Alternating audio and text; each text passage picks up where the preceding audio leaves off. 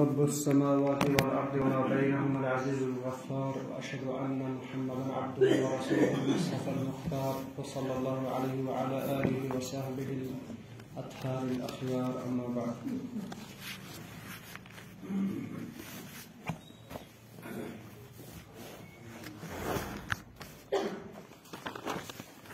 کتاب التوحید کا آج درس نمبر 43 ہے.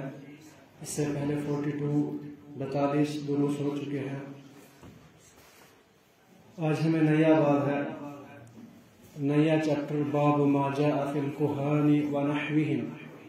چیپٹر اس کے متعلق ہے کہ کاہنوں اور ان جیسے دوسرے لوگ جو غیب کا دعویٰ کرتے ہیں اور غیب کی خبریں دیتے ہیں ان کے متعلق.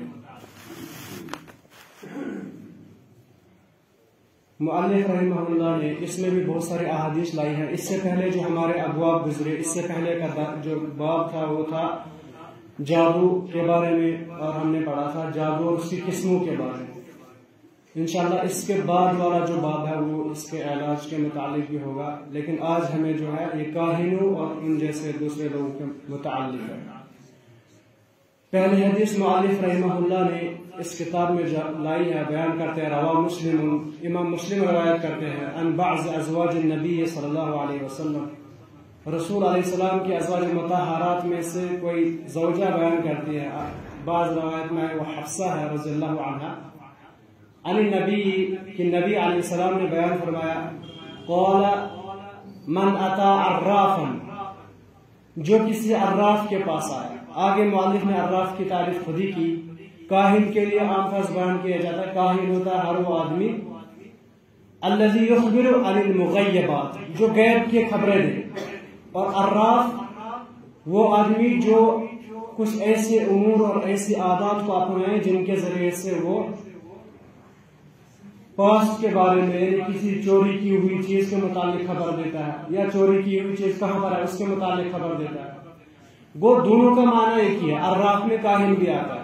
اللہ کے نبی علیہ السلام نے کہا جو بھی عراف کے پاس جائے یا آئے, من اتا عرافا, جو عراف کے پاس آئے, فسألہ عن شیء, اس کے بعد اس سے سوال کیا, فصدقہ بما یقول, اور اس کی تصدیق کی جو اس کاہن عراف نے کہا, لم تقبل له صلاۃ 40 یوما, اس کی نماز 40 دنوں تک قبول نہیں کی جائے گی. جو کسی عراف کے پاس جائے, سوال کرے, پھر اس کی تصدیق بھی کرے, تو اس کی نماز 40 دن تک قبول نہیں. اب سوال کرنا کبھی کبھار اس لیے ہو سکتا ہے, اگر کوئی آدمی بس ایسے سوال کرنے جاتا ہے, سوال کرتا ہے, تصدیق نہیں کرتا, وہ حرام کام کرتا ہے. سوال کرنا جائز نہیں. اگر سوال کے بعد تصدیق بھی کی, اس کو سچا مانا, اگرچہ وہ بات سچ بھی تھی, کیونکہ بما یقول عام ہے یہاں پر, جو بھی اس نے کہا اگر اس نے تصدیق کر دی تو 40 دن تک نماز کو بولیں گے. اب کوئی آدمی اس سے سوال کرتا ہے کہ سچ اور جھوٹ جاننے کے لیے ذرا سچ بتا پائے گا کہ نہیں. اللہ کے نبی علیہ السلام کے دور میں ایک آدمی تھے, انہی کے پاس آپ علیہ السلام گئے. ان کا نام ابن سیاب تھا, ابن سیاب.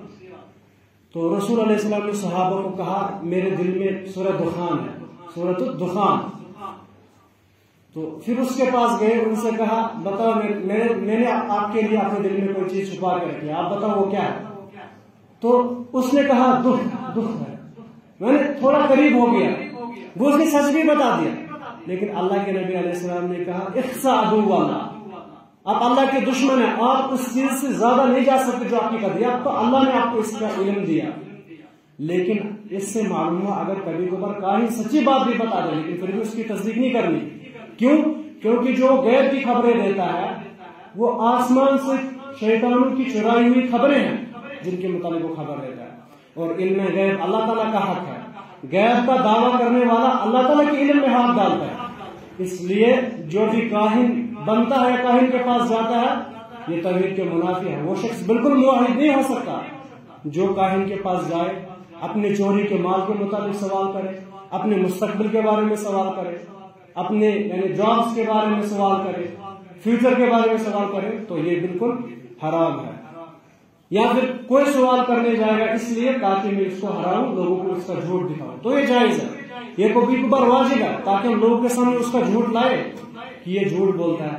اس لیے سوال کرنے کے لیے جائے تاکہ اس کو ہرائے اور اپنے دعوے میں جھوٹا ثابت کرے تو یہ جائز ہے، لیکن اس لیے سوال کرنا کاہن سے کہ کسی چیز کی خبر ہمیں ہو جائے، کیا پتہ سچ بتا دے، تو یہ اس آدمی کی نماز 40 دن تک قبول نہیں کی جائے گی۔ اس کے بعد مؤلف رحمہ اللہ نے دوسری تیسری حدیث اسی معنی میں ابو ہریرہ بیان فرماتے ہیں، قال من اتی کاہنا، جو کسی کاہن کے پاس آیا، فصدقہ بما یقول، اور جو اس نے کہا اس کی تصدیق کی، فقد کفر بما انزل علی محمد، اس آدمی نے کفر کیا اس چیز کا جو محمد پر نازل ہوا۔ محمد علیہ السلام پر کیا نازل ہوا؟ قرآن کریم۔ گو جو کاہن کے پاس جاتا ہے اس کی تصدیق کرتا ہے، اس نے قرآن کی تکذیب کی، قرآن کا کفر کیا، قرآن کا انکار کیا۔ کیوں؟ قرآن نے علم غیب کس طرح ثابت کیا؟ صرف اللہ تعالیٰ کے لیے۔ اگر انبیاء نے کبھی کبھار غیب کی خبریں دی، کیونکہ اللہ تعالیٰ نے ان کو اس کی اطلاع دی تھی، اپنی طرف سے نہیں، کیونکہ غیب صرف لا یعلم الغیب من فی السماوات والارض الا اللہ، زمین و آسمان کا غیب صرف اللہ کے پاس ہے۔ اس کے بعد وللاربعہ والحاکم حدیث لاتے ہیں اربعہ، یعنی 4 اماموں نے، امام نسائی، امام ترمذی، امام ابن ماجہ، انہوں نے امام ابو داؤد اپنی کتاب میں لائے، اور امام حاکم نے بھی، اور کہا یہ صحیح ہے مسلم اور بخاری کی شرط پر، یعنی اس کے راوی بھی وہی ہے جو بخاری مسلم کے ابو ہریرہ سے بیان فرماتے ہیں، من اتی عرافا، جو کسی عراف کے پاس آیا، او کاہن یا کاہن کے پاس، فصدق بما یقول، اور اس کی تصدیق کی جو اس نے کہا، اس نے محمد پر نازل کی گئی کتاب کا کفر کیا۔ اسی طرح سے ابی اعلیٰ نے بھی اپنی سند سے اسی طرح کی حدیث لائی ہے۔ اس کے بعد حدیث ہے عمران بن حسین بیان فرماتے ہیں، مرفوع علیہ رسول اللہ علیہ السلام نے بیان کیا، لیس منا، وہ آدمی ہم میں سے نہیں ہے، ہم میں سے کبھی کبھار ہو سکتا، یعنی جو یہ کرے گا یہ ہماری شریعت میں سے نہیں ہے، یا وہ ہمارا فرما بردار نہیں ہے، یہ حال کے حساب سے کبھی کبھار وہ مسلم ہی نہیں ہے۔ تو اللہ کے نبی نے کہا وہ آدمی ہم میں سے نہیں، من تطیر او تطیر، جو فال نکالے یا فال نکلوائے۔ ہم نے پیچھے پڑھا فال نکالنا یہ ہوتا ہے کہ ہم پرندے اڑائیں، یا کسی سنی ہوئی یا کسی دیکھی ہوئی چیز سے فال نکالیں، یا کسی کو اپنے بدلے میں بھیجے، جاؤ ذرا فال نکال کے لاؤ، نکال شادی کرو یا نہ کرو، یہ میرے لیے ٹھیک دن ہے کہ نہیں ہے۔ تو جس نے ایسا کیا وہ ہم میں سے نہیں۔ او تکہن او تکہن له، یا اگر کاہن کے پاس گیا، یا یہ معنی ہے کہ اگر کوئی آدمی کاہن بنتا ہے، کہانت کرتا ہے، غیب کی خبریں دیتا ہے، یا پھر کسی کو بھیجتا ہے اس کے پاس، تو وہ بھی ہم میں سے نہیں۔ او سحر او سحر له، یا پھر اگر کوئی جادو کرتا ہے یا جادو کرواتا ہے تو وہ بھی ہم میں سے نہیں ہے۔ اور آگے پھر یہی الفاظ ہے، جو کاہن کے پاس آئے اس کی تصدیق کرے تو گویا کہ اس نے محمد پر نازل کتاب کا انکار کیا۔ اس کے بعد امام بغوی کا قول لاتے ہیں اسی کی تصحیح کرتے ہوئے، تصحیح یعنی تعریف تشریح کرتے ہیں کہ عراف کون ہوتا ہے، جس کا حدیث میں تذکرہ ہے، الذی یدعی معرفت الامور بمقدمات یستدل بها، جو بعض اپنے یعنی کچھ ایسی چیزیں اختیار کر کے جن کے ذریعے سے وہ غیب کی خبریں دیتا ہے، یا پھر یہ خبر دے گا کہ چوری کی ہوئی چیز کہاں ہے۔ کبھی کبھار کوئی آدمی خبر دے گا، اس نے دیکھا ہوگا، یا قدموں کے نشانات پہچان کر، ہم اس کو کاہن نہیں کہیں گے، لیکن جو سری طور سے دکھنے والی چیز نہیں ہے، خفیہ طور ایسے راستوں کے ذریعے سے معلوم کرتا ہے کہ چوری کی ہوئی چیز کہاں ہے اور کس نے کی، تو وہ بھی اس حکم میں آتا ہے۔ اسی طرح سے کاہن کی تعریف کرتے ہیں، جو بھی شخص غیب کی خبر دے، مستقبل میں کیا ہونے والا ہے وہ کاہن ہے، یا پھر آپ کے دل میں کیا ہے وہ خبر دیتا ہے، وہ بھی کاہن ہے، اگرچہ کبھی کبھار وہ سچ بھی بولے، کیونکہ ہم نے پیچھے پڑھا کاہن لوگ، جادوگر لوگ سچ کیسے بولتے ہیں، کیونکہ وہ خبریں ان کے جو جن ہوتے ہیں، شیاطین ہوتے ہیں، وہ ان کو خبر دیتے ہیں۔ کیونکہ ہم نے کہا کہ شیطان کس طرح سے چڑھتے تھے آسمان پر، رسول علیہ السلام کی نبوت سے پہلے، بعثت سے پہلے بہت سارے یہ جادوگر ہوتے تھے، کیونکہ اس کو زیادہ خبریں چراتے تھے، لیکن جب وحی نازل ہونے لگی پھر اللہ تعالیٰ نے حفاظت کے لیے بہت ساری مخلوقات کو وہاں پر متعین کیا، اور پھر چراتے نہیں تھے، لیکن جب نبوت ختم ہو گیا، وحی کا دور ختم ہو گیا، اس کے بعد اور یہ کام شروع ہوا، لیکن اس طرح نہیں جس طرح پہلے تھا۔ کیوں؟ کیونکہ اللہ تعالیٰ نے آپ ایک شہاب، ایک تارا ثاقب جو رکھا، جس کے ذریعے سے اللہ تعالیٰ انہیں یہ سننے نہیں دیتا ہے۔ تو لیکن کبھی کبھار اب یہ ممکن ہے کوئی نیک آدمی ہوگا، اس کا ساتھ جن ہو سکتا ہے، جن کبھی کبھار نیک جن انسان کے ساتھ ہو سکتا ہے، ہم اس کو ساحر نہیں کہیں گے یا اس کو ہم کفر کا فتویٰ نہیں لگائیں گے، کیونکہ یہ ممکن ہے، جیسے اللہ کے نبی علیہ السلام کے پاس کچھ جن آئے، پھر اللہ کے نبی علیہ السلام قرآن پڑھ رہے تھے، انہوں نے قرآن سنا اور کہا انا سمعنا قرآن عجبا، ہم نے عجیب قرآن سنا جو صحیح راستہ دکھاتا ہے. پھر قوم کے پاس گئے، پھر دعوت دی. اگر اس کے لیے کوئی نیک جن ہے ان کے پاس، اگر کوئی آدمی اس کے لیے انہیں استعمال کرتا ہے، ان سے کام لے گا تو یہ جائز ہے. لیکن خبیث جن تبھی ایک آدمی کا کام کرتا ہے جب اللہ کے ساتھ کفر کیا جائے، شرک کیا جائے اور اس خبیث جن کی بات مانی جائے. اسی لیے اس حکم میں آتا ہے. اور ابو العباس ابن تیمیہ رحمہ اللہ بیان فرماتے ہیں کہ عراف ہر وہ آدمی ہے جو غیب کی خبر دے، تاروں کے ذریعے سے، ستاروں کے ذریعے سے، یا خط لگا کر خبریں دے، وہ بھی اس حکم میں آتا ہے. آخری جو قول لاتے ہیں ابن عباس رضی اللہ عنہ کا کہ اس قوم کے متعلق کہتے ہیں جو اباجات لکھتے تھے اور پھر تاروں میں دیکھتے تھے. یعنی اباجات کیا؟ یعنی بعض حروف کو، جو حروف ہے، حروف کو مطلب ایک تعداد مقرر کرتے تھے، پھر اس کے بعد ان حروف اور تاروں کی مدد سے غیب کی خبریں دیتے تھے.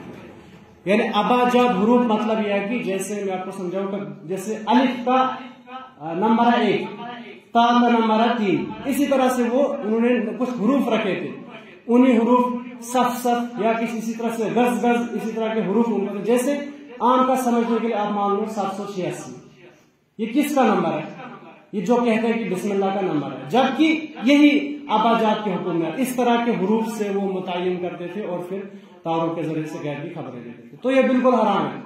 اور لیکن کبھی کبھار کوئی تاریخ یاد رکھنے کے لیے اس طرح کے ہم حروف بناتے ہیں، تاریخ یاد رکھنے کے لیے. مثال کے طور پر شیخ ناصر سعدی ہے، انہوں نے کسی کی، یعنی جیسے ان کو کسی کی وفات بتانی ہے، وفات ہو سکتی ہے 1 2 3 4 5 ان حروف میں، لیکن وہ الف با کے حروف میں لکھتے ہیں. وہ اس نیت سے اگر کوئی شارٹ کرنے کے لیے، جیسے میتھ کا مسئلہ ہوتا ہے، ہم شارٹ کٹ سے یاد کرتے ہیں، حروف کے ذریعے سے یاد کرتے ہیں، تو یہ جائز ہے. لیکن یعنی غیب کی خبریں دینے کے لیے اس طرح کے حروف کو سیکھنا، علم الحروف بھی کہتے ہیں، تو یہ حرام ہے، یہ جائز نہیں ہے. اسی طرح سے اگر کبھی کبھار کوئی خبر دیتا ہے موسمیات کے بارے میں، جو حصی طور ہم خود بھی مطلب یہ محسوس کر سکتے ہیں کہ آج بارش پڑے گی، یا جو مشینیں ان کے ذریعے سے دیکھتے ہیں. اسی طرح سے کبھی کبھار گرمی کی حرارت وغیرہ بتاتے ہیں، تو یہ سب جائز ہے، اس میں کوئی مسئلہ نہیں ہے. لیکن خفیہ طور پر ایسی چیزوں کا اپنانا جنہیں ظاہری کوئی عام آدمی نہ پہچان سکے، یہ حرام ہے. ایک آدمی کو میں نے یہاں پر سنتے ہوئے کہا یہ کیا بتائیں گے مولوی، ان کو کہاں پتا ہے، یہ موسم کی خبریں دیتے ہیں، بارش پڑے گی تو شرک ہے، آپ ان کی بات کیسے مانتے ہیں؟ تو یہ جاہلانہ اور بیوقوفی بات ہے، کیونکہ یہ تو ممکن چیز ہے اور یہ حصی چیز ہے جو ہم خود بھی محسوس کر سکتے ہیں.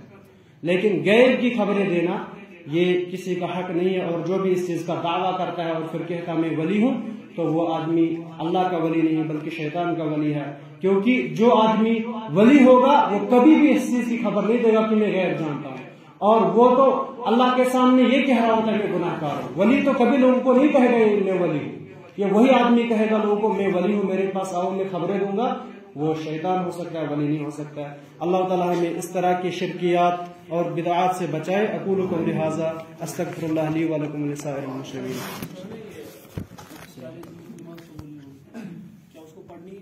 نہیں، یعنی 40 دن تک نماز قبول نہیں ہوگی، لیکن اسے پڑھنی ہے، کیونکہ فرض اس سے نہیں چھوٹے گا، البتہ اس کا ثواب اس کو نہیں ملے گا.